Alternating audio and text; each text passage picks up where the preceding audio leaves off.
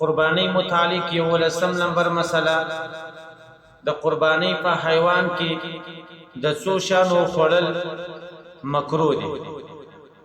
د دې مسلې جواب دا دی چې د قربانی په حلال شوی حیوان کې د اوو شانو خوړل حرام دي.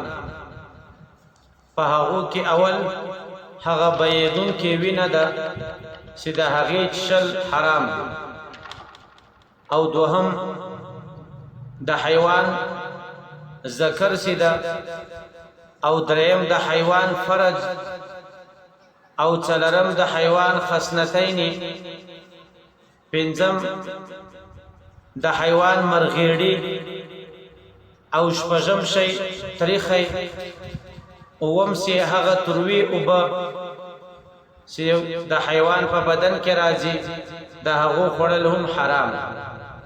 دا اوه شیان دي چې په حلال شوی حیوان کې د دغو خوراک مکروه تحریمي دي.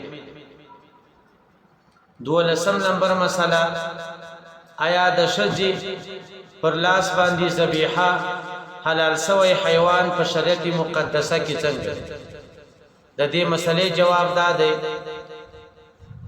چې د زنانې پر لاس باندې حلال شوی حیوان په شریعت مقدسه کې د هغه غوښه خوړل صحیح دی، لکه څنګه چې نارینه ذبیحه کولی شي دا رقم ته ښځه هم ذبیحه کولی شي.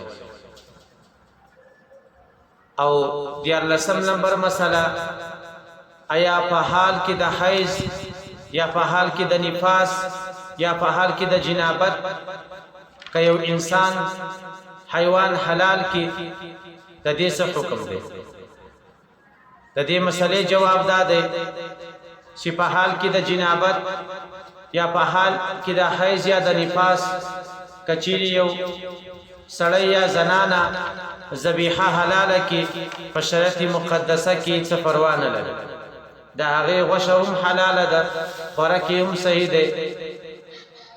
آیا د اختري د پوست خرڅول دا په شریعت کې څنګه دی؟ د دې مسلې جواب دا دی چې د اختري د پوست خرڅول په شریعت مقدسه کې روانه دی.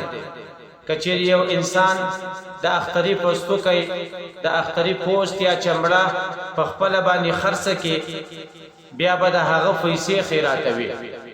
دغه چمړه و کساب ته په مزدوري کې ورکول هم صحیح نه دی.